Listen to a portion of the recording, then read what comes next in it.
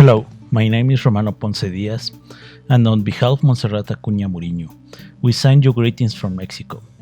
We want to thank you, Dr. Alice Pember and Dr. Archie Wolfman, for the opportunity to participate in this symposium, despite the distance and the circumstances that do not allow us to be with you. Receive affectionate greetings from the Universidad Michoacana de San Nicolás de Hidalgo, from the transdisciplinary position of the visual studies and decolonial studies, an intratextual exploration of the ideological discourse of the film Suspiria by Dario Argento is present. Through a reading focused on the intentio operis of the work, which uses the narrative analysis models of Lauro Zavala, Slavoj Žižek, and Heriberto Yepez, it is proposed that generic convention of Western horror cinema converge in Argento's work, in which represents otherness as the source of terror.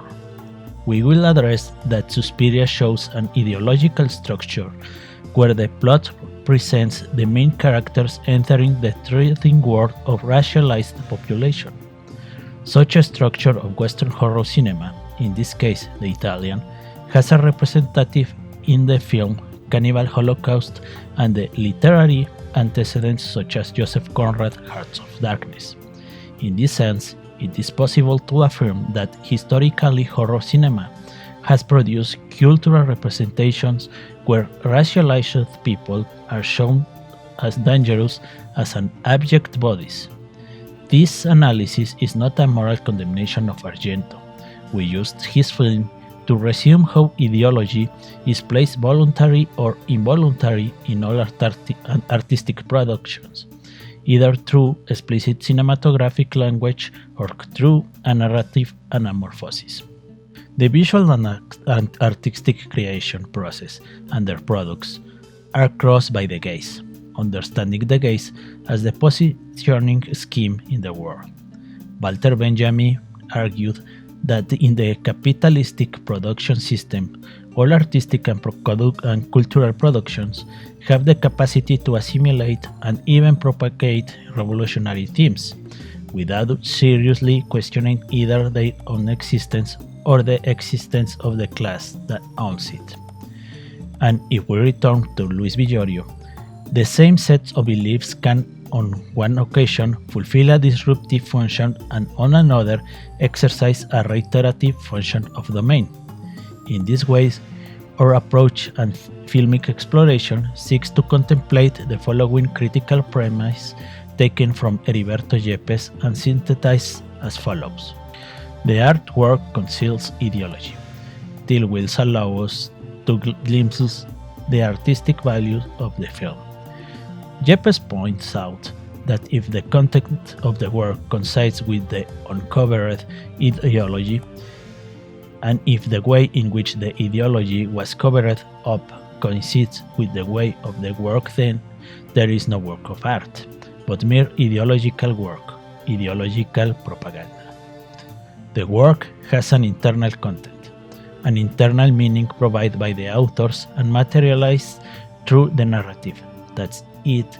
The values and ideological structures presented respond to an ideology and social climate in which the work was produced. The content is involuntary to the author. Paraphrasing Yepez, the aim is not to carry out an archaeology of the conscious intention of the authors of the narrative work, but to identify and describe an ideological content that has been involuntarily deposited in the work. And finally, the subject of the work is a collective unconscious. The works are built not necessarily from the personal unconscious of the author. They are also response to the unconscious of the social class, that is, the work are built from a certain social, economical, and ideological position. Within our object of study, the first question to provisionally resolve is, what constitutes a horror film?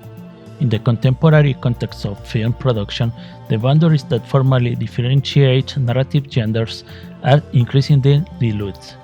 Film production, both commercial and contemplative, have formal elements that could classify them within one gender or another.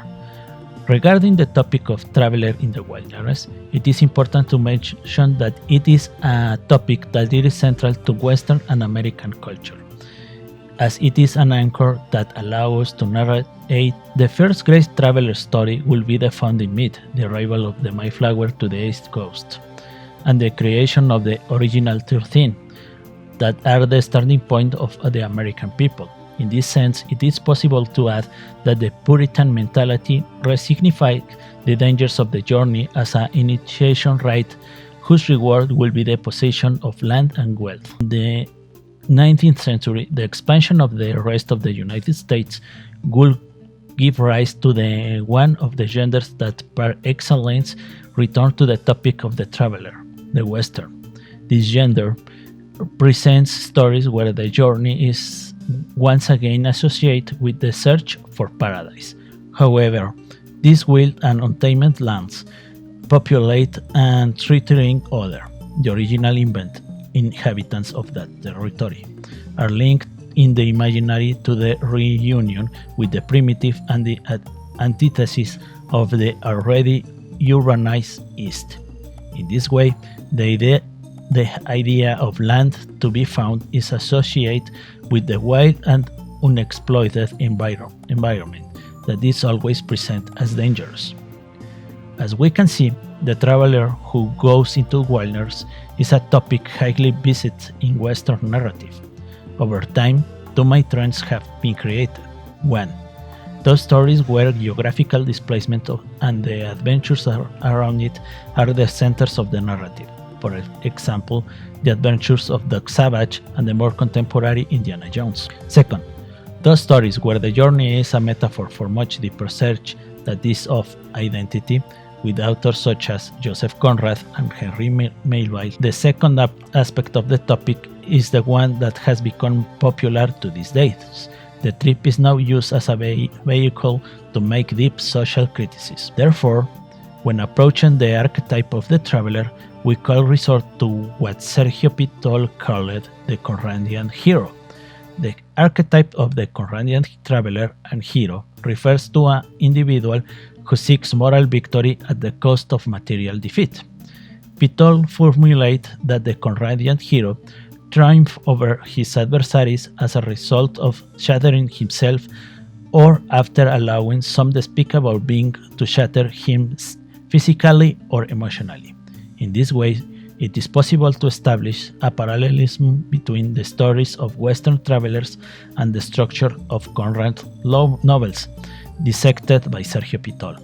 These are action stories full of adventures located in exotic settings. The subverted idea of traveler as narrative instrument will come to be associated in the sphere of the horror genre with those spaces far from the urban, but rural areas and distant lands. In this way, the monster is placed on the fringe of society, ignored by it in remote and isolated places. The victims must necessarily make a journey that connects them physically and with them. However, in this example, the idea that the source of horror is found in the margins is reproduced. It is the other, the one who lives in the margins, who exercise violence. Lauro Zavala established that horror is a narrative formula of the classic cinematographic traditions in which an ordinary individual faces an exceptional situation, a complicity with the strange. We venture to add that such an approach to exceptional and the strange has a terrible and tragic consequences on the body or psyche of those individuals. Isabel Cristina Pinedo points out that horror has 5 descriptors. First, horror disturbs everyday order. Second, there is a transgression, a violation of borders. Third, it distorts the validity of rationality. Fourth, it resists narrative closure. 5. It articulates causing fear. Perspectives can be tied to the structure of the monomyth of Joseph Campbell, in which the protagonists are separated from the world or the ordinary and thrown into a journey that will irremediably transform them. Now, statements such as everyday order, exceptionality, and ordinary can refer to Susan Sontag, who pointed out that the productions of images also provides a dominant ideology. In such ways, all narrative productions that establishes an order of the everyday and the exceptional does so form a certain ideological point of view. Authors such as Isabel Cristina Pinedo and Robin R. Mintz Coleman points out that Western produced horror cinematography tends to codify the source of horror as a racialized other. Therefore, in Western horror cinematography, the order of the everyday is established from an hegemonic perspective, Eurocentric and/or American exceptionalism, and the horror that disturbs order and rationality tends to have a racial origin and connotation and/or ethnic. Considering the above, our object of interest are those horror films in which the protagonist is separated from the everyday world and thrown into a foreign territory, a traveler into the wilderness.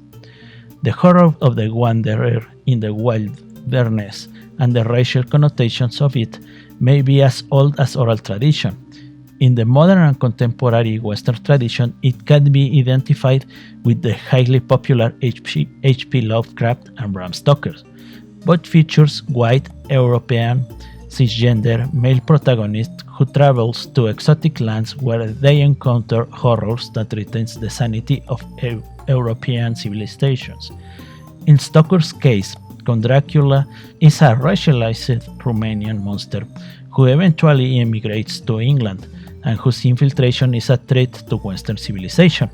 In other words, in the words of the social anthropologist and comic book writer Bernardita Ojeda, Renfield is a metaphor for England that serves to exemplify how Dracula takes possession little by little and how he resists. In Lovecraft's case, anything that cannot be framed in American and Western European epistemology is treated as a threatening, malevolent. Robin R. Mintz Coleman points out that in Western cinematography, the representation of ethnic groups as the origin of horror can be seen in the racist propaganda films The Birth of a Nation. Although such a film cannot be generically called horror, it's the precursor of what Mintz Coleman calls black as monstrous, where the racist ideology of linking Africans and Afro-descendants as subjects of inherent evil is inoculated. Mintz Coleman documents that it was from the 1930s that the generic denomination of horror films began to become popular, whose conventions of the black as monstrous permeated the American racist productions of the early 20th century. At the same time, the films Dracula, The Mummy also contains the ideological structure of Western travelers who confronts ethnic groups as the origins of horror. During the same decade, Western horror cinematography evidenced a fixation on the conquest of Africa and all the regions of sub-equatorial periphery. The film King Kong presents a narrative of travelers in the wilderness in which the natives of the Skull Island are framed as malevolent, savage beings, all of them represented with stereotypes roots in the North American imaginary. The representation of the gorilla Kong encapsulates the world of the periphery, that is the threat to the world of the everyday life. Such representations of ethnic groups as the origin of terror was reiterated for decades, whether they were represented as aliens, communists, the enemies in terms of the United States of America. In the 70s and 80s, a trend of cinematographic horror called Cannibal boom appeared in Italy, characterized by sensational representation of non-Western tribes and ethnic groups, which were the antagonists on those films. Ethnic groups were shown performing acts of cannibalism, sexual violence, and animal torture. All these films followed the structure of the traveler in the wild. that as the Westerners entering the Amazon jungle, South Asia, any region of Africa or Latin America, and confronting the horror represented by ethnic groups. Among the best known films of these trends are Natura Contro, Cannibal Holocaust, Cannibal Apocalypse, among dozens of others. Considering the above, it is possible to affirm that historically horror cinema has produced cultural representation where racialized people are shown as dangerous and abject bodies. This presentation is not a moral condemnation of Argento or the film itself. We use Suspiria to recapture that ideology is placed voluntary or involuntary in all artistic production, and that, beyond authorial intention, all artistic works are the product of their times, their political and cultural context. From the first minutes of the film, through the voiceover and audiovisual resources, Susie Bannion is established as a wanderer at the moment when Susie crosses the threshold of the everyday life and enters the exotic world that will take her to the Freiburg Dance Academy. The region is shown as a hostile territory, with impolite and passive-aggressive inhabitants. Susie is implied to be the norm from civilized Western behavior, while the people of Freiburg are deliberately aggressive. The taxi driver refuses to help Susie with her bags, pretends to not understand the directions, and treats Susie comments with disdain. Both teachers and students want to take economic advantage of Susie Bannion. Even characters who are initially friendly and cordial eventually betray her and show themselves as coven members. The character played by Miguel Bosé is an example of this. A few minutes later, we are shown through the character of Pablos and the kitchen staff of the academy that the antagonists are eminently non-Westerns, unable to speak English or with very pronounced accents. Regarding Pablos, it is pointed out that he is very ugly and that he only can speak Romanian. There is a special emphasis on pointing out that Elena Marcos, the main antagonist, is of Greek nationality, and that she was an immigrant in the region. During the climax of the story, the main observation that Elena Marcos makes is that our protagonist is an American. Although the 21st century version of Suspiria is not part of our object of study, contrasting them can confirm that each one of these pieces were built with different ideological scaffold. The witches in Argento's film are presented without any redeeming qualities, and even without clear motivation of their actions, lacking of purpose that is abstract to concepts. The antagonist of the film attacks Susie without clear motivation. She is the target of their attacks for the simple fact of being there. The lack of clear motivations becomes problematic when the antagonists are presented as non-Westerns and Susie's USA citizen status is emphasized.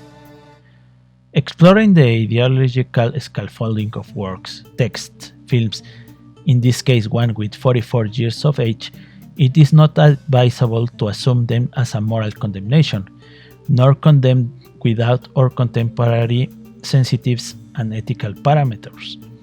In addition to being an anachronistic position, we risk ourselves to be unfair to the artistic and the work itself. We must remember that ideology manifests itself in a non-conscientious way, and that all of us, to a greater or lesser extent, are immersed in some ideology, because we are part of certain society. Even the idea of hegemonic Western culture is problematic, since if we look closely, the ethnic and cultural differences of what some call the global north will become apparent. One of the great values of the work of art is that they are prone to different readings. That is, the number of readings, interpretation, and analyze are directly proportional to the number of readers. In this way, depending on the intertextual library of each reader, their ethnic, cultural, experiential, emotional, and affective background. Each person will be able to issue a reading, interpretation, and connection with the work. Art moves and affects us in different ways. In our opinion, if we find works of art that presents ideological scaffolding that we consider problematic or questionable, we must maintain the perspective that they are the product of their time and their context. Whether they are works from 3 years ago, 10 years ago, 44 years ago, the world is constantly changing, and the last years of the pandemic have shown us that there are no certainties in our social structure. In a matter of hours, our customs, forms of socialization, and even life perspectives can change in such a way that we can rejoice that cinematography is a great preserver of what William Gibson called the voice of the dead. That's it. Through technology, we can access perspectives of the world, ideas, and even defects that we otherwise would not be able to access. The fact that we will cease to exist as individual collectives and societies is inevitable. If we are lucky, the testimony of our experience will be contained in our artistic products, narratives, and manufactured image. Our artistic everyday, inconsequential, immature, and insignificant objects will be the voice of the dead that future generations will be able to access.